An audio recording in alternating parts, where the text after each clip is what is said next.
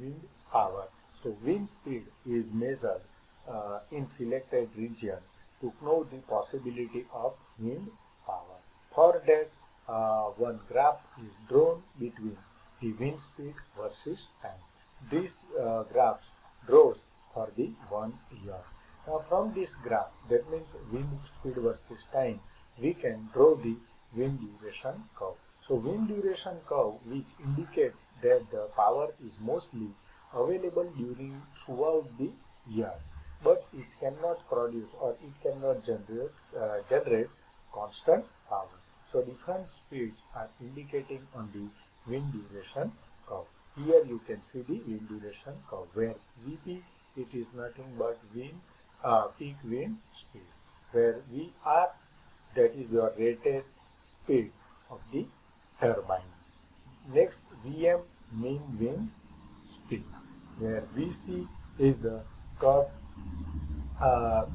in speed on which electric generators start to work or start to generate the electricity, where Vf is the furling or cut out speed on which generator is disconnected from the system. So here the less than 30 km/h per speed is not utilized or not used to generate the power. And similarly, the 15 km/h speed, that means the highest speed, higher than 50 km/h wind speed, it is also not applicable to generate the electricity. So the average wind power per unit cross-sectional area is directly proportional to the average wind speed. So from that we can find out the performance coefficient of aero turbine. Cp is the ratio between useful shaft power output to the wind power input. That is your input. So we can write Cp, it is nothing but it is a ratio between useful shaft power output to the wind power input.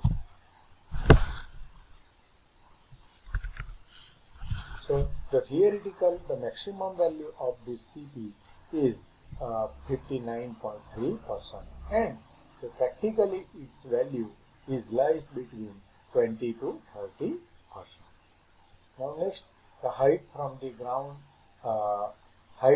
ground and wind velocity. So the wind velocity increases with increase in the height from the ground level, where V is the wind velocity which is taken in meter per second, h is the height from the ground in meter. Then we can write the wind velocity is directly proportional to the h raised to 1 upon 7. So this relation V is directly proportional to h raised to 1 upon 7. It is valid between 10 meter to 200 meter height from the ground level. So higher wind velocity is available on the coarse area, in desert, in mountains, etc. etc. Now let me prove the relation among wind velocity, air mass and wind power. Suppose A is nothing but the swept area of the wind turbine rotor through which the wind passes. It is taken into meter square, where V is the speed of wind which is taken into meter per second, and rho, it is nothing but density of the air. It is taken into kg per meter cube. So the volume of the air passing through the swept area of the rotor, we can write A into V, meter cube per second. So the mass of air is equal to volume into density. Now just put the value of A volume, that means A into V into density, that is your rho, kg per second. Now the kinetic energy of wind is 1/2 V square. So we can put the value of mass here, A V rho into V square. So our equation becomes 1/2 A rho V cube. If the turbine is of horizontal axis type, the diameter of this rotor is swept by the rotor. So the area of horizontal type turbine is if it is taken in diameter, then A is equal to pi by 4d square. So the kinetic energy of wind power, just put the value 1/2 area is equal to pi by 4 into d square rho into v cube. So it becomes pi upon 8 d square rho v cube. So if there is no change in wind velocity, then we can say that the wind power is directly proportional to the diameter square of the diameter of the rotor. That means the power is directly proportional to the square of the swept diameter. So if the diameter is double in this case, then the wind power is 4 times. Now the diameter d of rotor is constant, d is constant, then the power P is directly proportional to v cube. That means the power varies in proportional to the cube of the wind velocity. That means if the wind speed is increased 10%, the wind power is increased by 33%. Now let me see the important terms which is regarding with the wind power generation.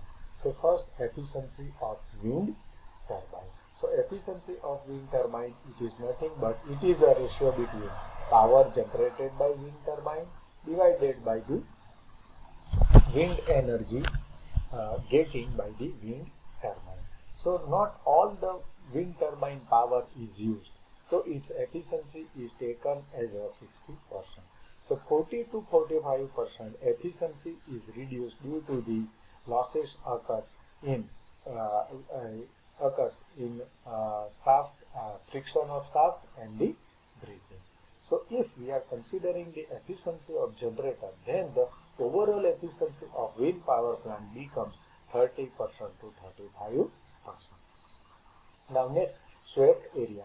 The area projected against the rotor wind of a wind turbine is called swept area. If d is the diameter of the rotor, then the swept area of rotor becomes pi by 4 d square into m square.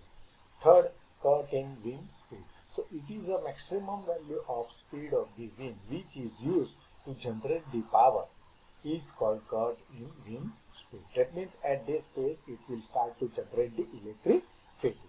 Second, rated wind speed. So it is the speed of wind which rotates the turbine to generate rated power by the power mill or wind mill. Fifth, cut off wind speed. So it is the speed of wind at which your generator or the turbine is disconnected from the system. Sixth, maximum design wind spread. So turbines parts, different types of turbines parts, windmill structure, whatever the foundation, etc., are designed at this wind